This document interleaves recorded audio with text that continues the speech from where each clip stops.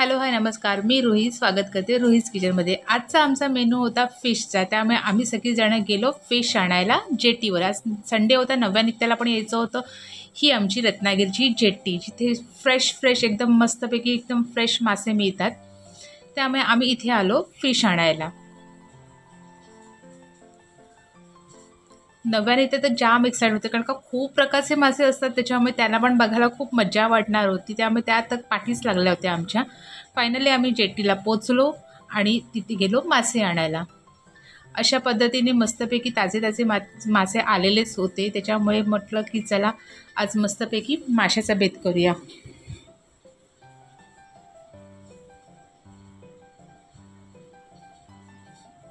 आणि आलो आम्ही इथे मासे घ्यायला. इतकी व्हरायटी आणि एवढे छान ताजे ताजे मासे होते ना, त्यामुळे कोणते घ्यायचे कसे घ्यायचे मला तर काही समजत नव्हतं. आणि ह्या दोघी तर हे पण घेऊया ते पण घेऊया असं सगळं त्या दोघींची मस्ती चालू होती की नाही आम्हाला हा पण हवे तो पण हवे. म्हटलं किती खाणार आहात तुम्ही.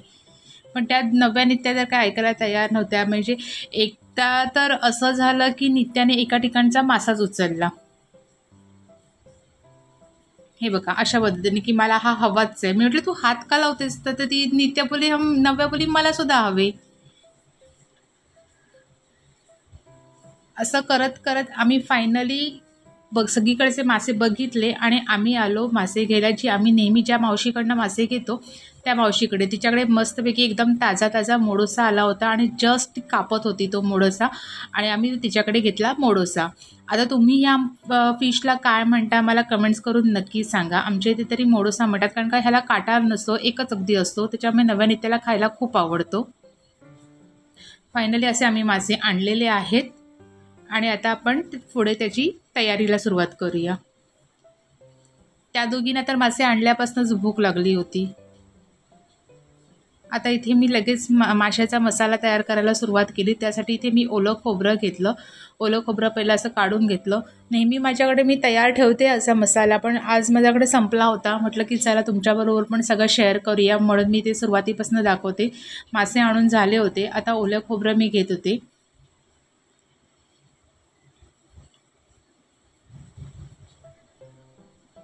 इथे असं साधारण मी 2 वाट्या ओलं खोबरं घेतलेलं आहे. म्हणजे एवढं लागत नाही. मी तो मसाला तयार करून ठेवून देते. परत कधी पटकन आणलं तर लगेच असा मसाला तयार असलेला बरा असतो माशासाठीचं वाटण.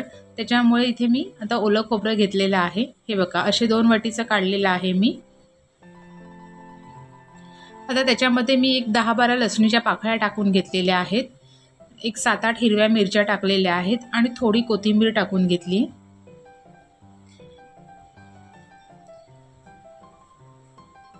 आणि याच्यामध्ये मी मेजरिंग कपचा अर्धा कप धणे आणि अर्धा कप बडीशेप असं मिक्स घेतलेलं आहे आणि ते ह्याच्यामध्ये असं टाकून घेते. आणि ह्याच्यात थोडंसं पाणी थोडं आल्याचा तुकडा टाकून घेतलेला आहे आणि पाणी टाकून मस्तपैकी एकदम बारीक एकदम स्मूथ पेस्ट त्याची तयार करून घ्यायची. सगळे मेजरमेंट मी डिस्क्रिप्शनमध्ये देते, तुम्ही तिथे त्याची चेक करू शकता. भाकरी झालेलीच होती माझी. आज फिश बरोबर भाकरी पाहिजे होती, त्यामुळे भाकरी झालेलीच होती. एकीकडे कुकर लावला होता आणि आता माशाची तयारीला सुरुवात झालेली होती.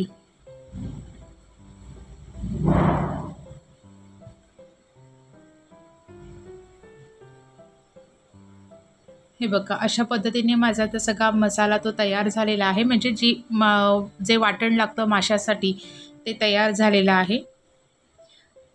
थोडं स्टोअर करून ठेवण्यासाठी मी एका कंटेनरमध्ये काढून घेते आणि थोडंसं आता मला लागणार होतं जेवढं माशापुरतं तेवढं मी एका डिशमध्ये काढून घेतलेलं आहे.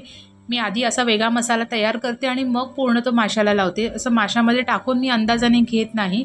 पूर्ण आता जेवढे माझ्याकडे मासे होते त्यानुसार सगळी पेस्ट घेतलेली आहे. त्याच्यामध्ये मी लाल तिखट टाकून घेतलेलं आहे.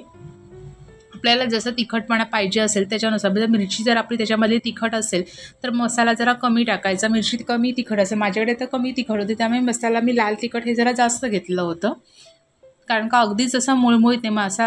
मासा खायलासुद्धा जरासा तिखट जर असेल तर छान लागतो. थोडं चवीनुसार मीठ टाकून घेतले आणि आता इथे मी घेतलेलं आहे कोकम आगळ. कोकम आगळ नसेल तुमच्याकडे, कोकम असेल तर ते थोडा वेळ आता मसाला तयार करायच्या आधी पाण्यात ठेवून द्या. त्याचा सगळा रस त्या पाण्यामध्ये उतरला की आपण ते त्याच्यामध्ये पाणी यूज करू शकतो. जर तसं नसेल, कोकम आगळ मार्केटमध्ये इझिली अवेलेबल असतं, ते आपण वापरलं तर उत्तमच. मी तर म्हणेन कोकममधला रस काढण्यापेक्षा कोकम आगळ आणून ठेवावं, ते चांगलं अगदी 6-6, 7-7 महिने, अगदी वर्षभरसुद्धा चांगलं टिकतं. आता सगळा मसाला तयार करून घेतला आणि प्रत्येक माशाला थोडासा सगळा पाहिजे तसा मसाला मी लावून घेतला.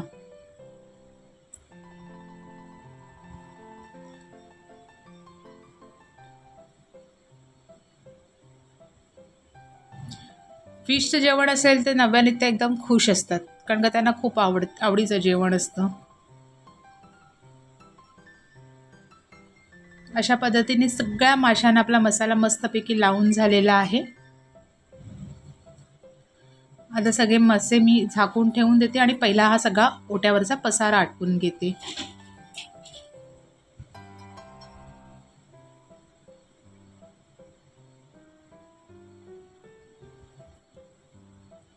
आणि असा जो मी आता खोबऱ्याचा मसाला जे वाटण दाखवलेलं आहे, हे सुद्धा तुम्ही 15-20 दिवस, महिनाभरचं स्टोअर करून ठेवू शकता डीप फ्रीजला. म्हणजे असं तयार असेल तर मासे आणले की 2 मिनिटात आपले मासे तयार होतात.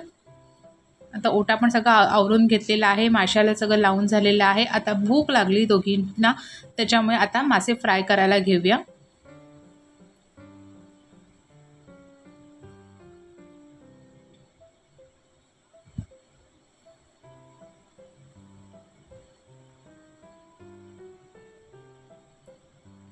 आणि मस्तपैकी तांदळाची भाकरी आणि मासा म्हणजे मोडोसा हा नव्या नित्याने खायला सुरुवात केली. अशा पद्धतीने आज त्यांचा रुटीन झालेलं आहे संडेचं खाण्याचं. कसं वाटलं मला नक्की कमेंट्स करून सांग. आजची फिशची रेसिपी कशी वाटली आणि आजचं आमची रत्नागिरी जेटीवरती ताजे ताजे घेतलेले मासे तुम्हाला कसे वाटले, मला नक्की आजच्या व्हिडिओबद्दलची कमेंट्स करून सांगा. चला तर भेटूया परत नवीन एका व्हिडिओसोबत.